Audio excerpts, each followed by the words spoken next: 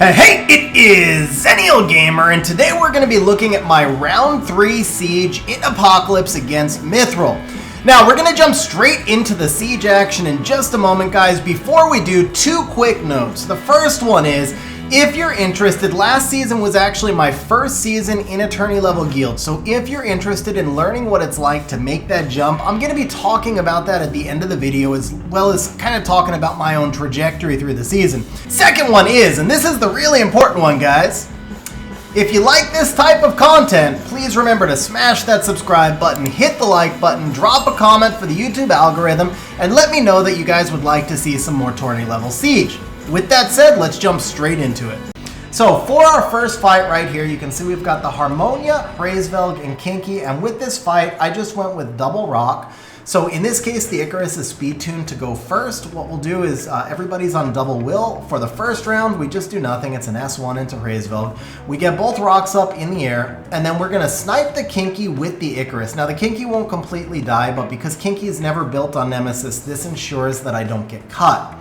So the Icares here, she's going to go S3 into the Kinki. The first rock kills the Kinki, the second rock kills everybody, and that's GG.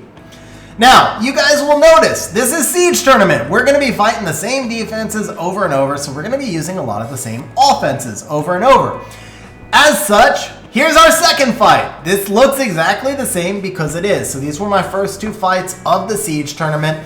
Once again, we're going to be doing Icares S1 into the Hraesvelg. I don't know why I was spending so long thinking about it. But that's what we're doing. Icares S1 into the Hraesvelg. We get both rocks up in the air.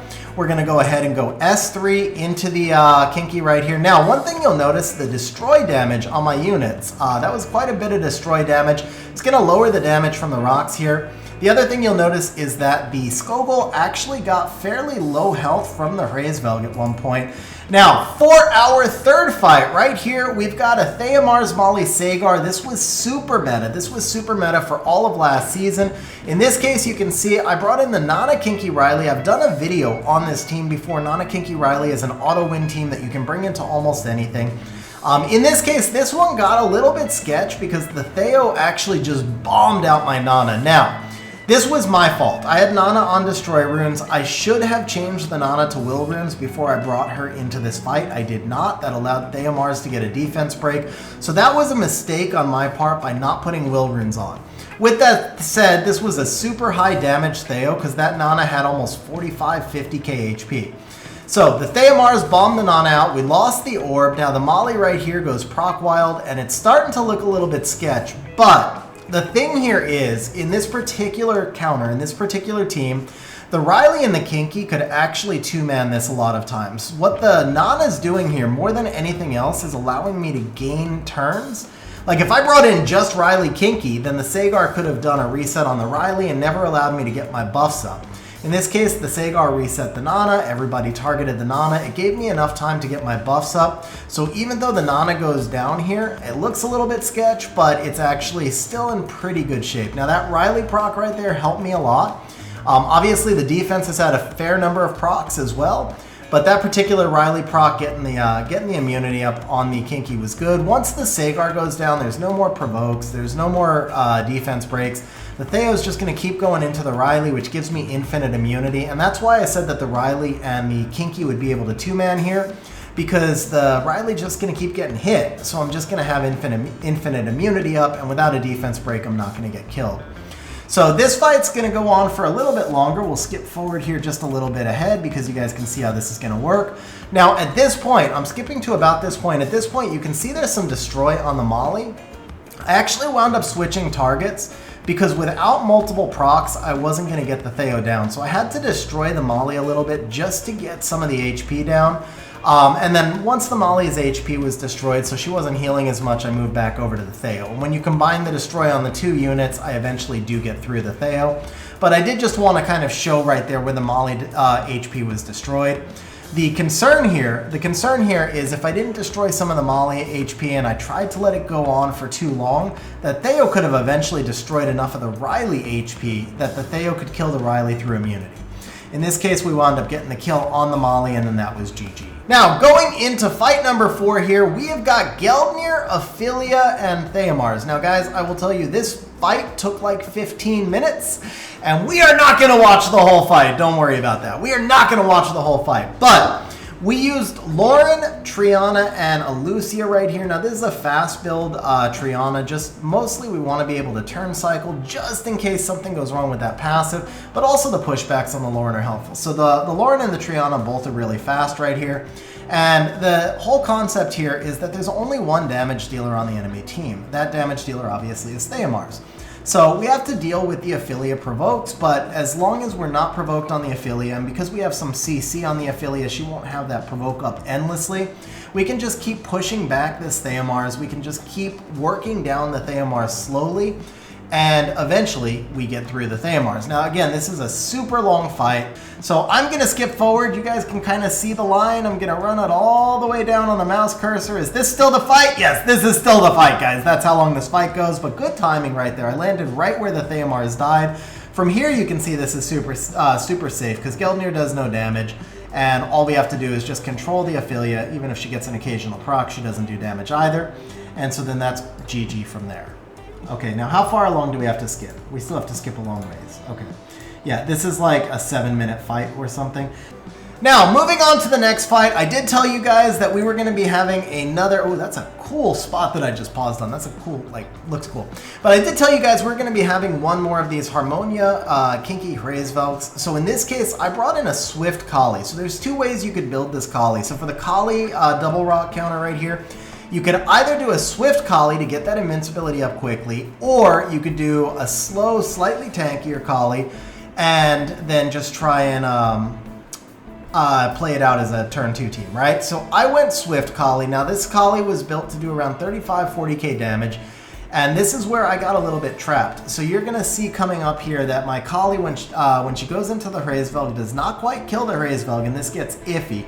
The reason I went Swift, I was afraid that if I did a slow Kahli, and the Hraesvelg went like S2 and crit the Kahli, and then the Kinki did an S2, couldn't crit obviously, but if you went S2, got a crit from the Hraesvelg, and then the Kinki went S2, it could have brought the Kahli HP low enough to force the Kinki's AI to retarget the Kahli.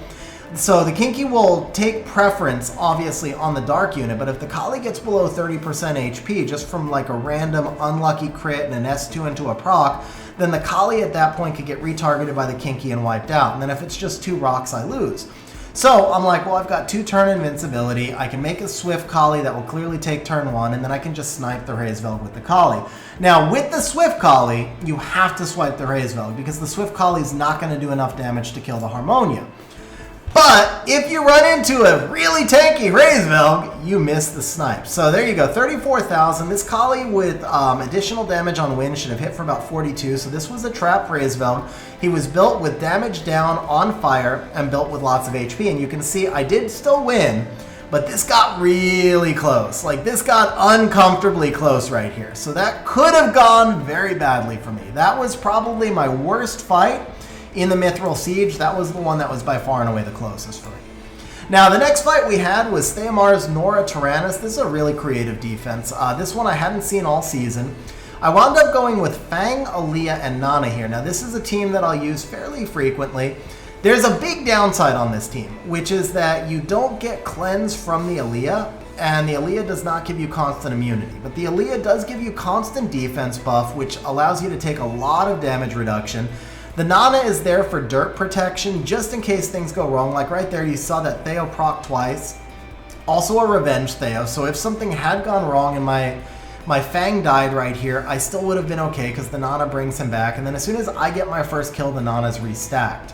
Now the other thing with this Fang build is he is max resistance. Obviously the Nora is going to be max accuracy here, but the Taranys and the Theo are unlikely to be max accuracy, so the Fang is going to get a fair number of resistances if you look at the monsters that we're facing. Now in this case, I think right here I'm like, do I bring up defense buff? Do I bring up immunity? I decided to go with the defense buff, and then I just procced. But the defense buff right there is going to help me basically just take less damage, and the Theomars was not up on his skill 2, which is why I went with the defense buff there, because I was like, Theo would have to proc back to skill 2 to go for the defense break. So at this point now, you can see we're actually in pretty good shape. Fang's been taking a lot of damage, but I still have all my supports. I still have my orb. I've procced the Endure on the Theos. Even if the Taranys somehow like came back around and got his Soul Protect up, it wouldn't matter. At this point, with the 2 orbs on the Nana, we're good. So this is, I haven't done a video on this team, but this is also, for me, this is an auto-win team, the Theo, Nora, Aalyiah. Now, granted, you're using 2 of the best siege monsters in the game between Fang, I said Theo, I meant Fang. Granted, you're using 2 of the best siege monsters in the game with the Fang and the Nana together. I think I said Nora there as well. Fang Nana. So you're using the Fang Nana together, which is 2 really strong monsters, but it is a very, very safe comp if you have this particular grouping of monsters. The biggest weakness here would be you don't want to go into anything that has like just crazy high accuracy if you're relying on that Fang resistance build combined with the defense buff to keep your Fang alive. Also, your Fang needs to have some HP. So I've got good runes, obviously. My Fang has really, really good artifacts, does big damage off that, but he also has about 30k HP. Now, unfortunately, because this is Siege Tourney, I'm not going to be showing runes and stats. I will talk about some builds here and there, but I won't be talking about that many of the builds.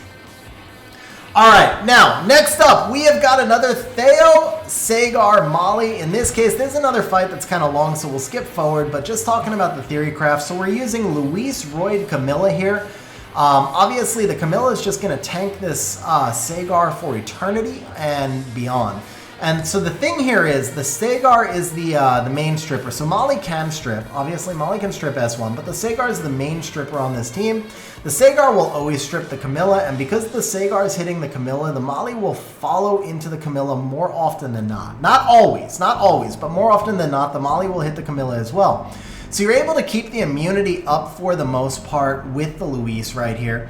And then you've got the random skill 1 resets from the Camilla, like you just saw right there. But you've also got just a ton of CC, single target CC, but still CC from the Roid to go with a ton of sustain, shield, and immunity. This counter right here, super, super safe against this particular defense. The Roid is going to be just in a bruiser build, Louise in a standard Louise build, and then obviously the Camilla. In this case, you guys can probably tell how much damage the Camilla is doing. She's in a crit damage build. Take out the Theomar first, and it's GG, because now the only damage left is the Sagar, and he's just going to continue going into the Camilla. All right, so next up, we have got an MST. What do you do against MST? You Lushen it, right? So we've got Mirinae, Teon, Lushen. Obviously, you don't Lushen it without the Mirinae, so these are not, this is not all free-to-play monsters, guys. I apologize, but it's Siege Tourney. You bring out your best, right? So in this case, we've got a Mirinae, Teon, Lushen. And this one's pretty straightforward. We Lushen it. If the Lushen does not crit the Shayna, then you kill the Martina and the Triana, and then you clean up using additional damage artifacts with the Mirinae.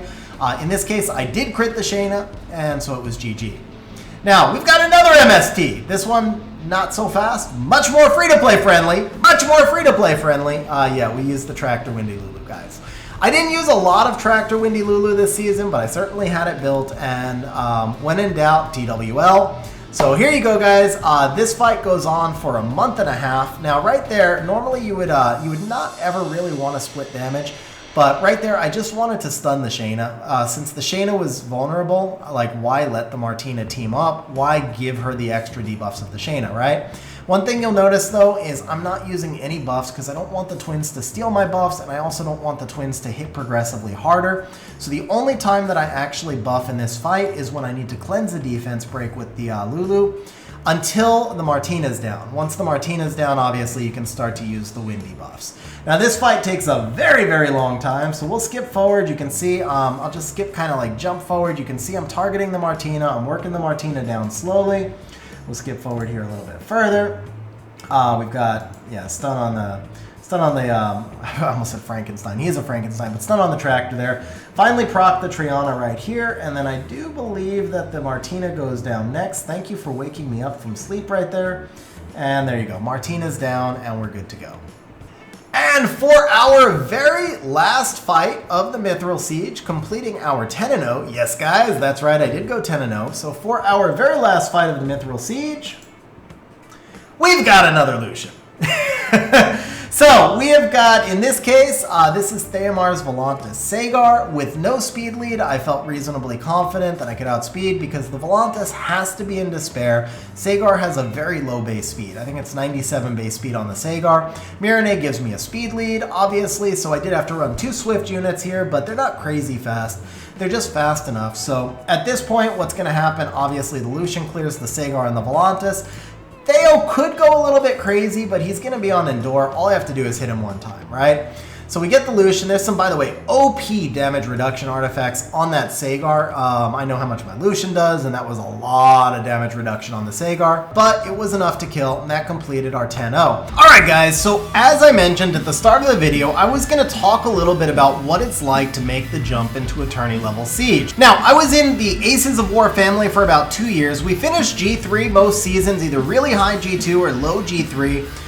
It's a big jump to go from rank 50 to the rank 3 or 4 guild, and I was definitely not prepared. So you guys can see this data was actually, I had this data in SWGT. By the way, I'll be doing a video on SWGT later this month, kind of walking you guys through. SWGT is the tool that's used by guilds to track a lot of information about siege, individual profiles. We'll talk about all of it when I do that video. But anyway, I had this data in SWGT, and then as a lot of you know, APOC and Mythril merged, and I moved up to Mythril in the merger, and I forgot to save my actual data from the season. So the data you see on screen is really close to accurate. The overall won loss percentage, the actual win rate, that's exactly spot on. I had that for sure. As to which sieges were 10-0, which sieges were 9-1, I might have mixed up the dates a little bit, but the actual record and the pattern is the same.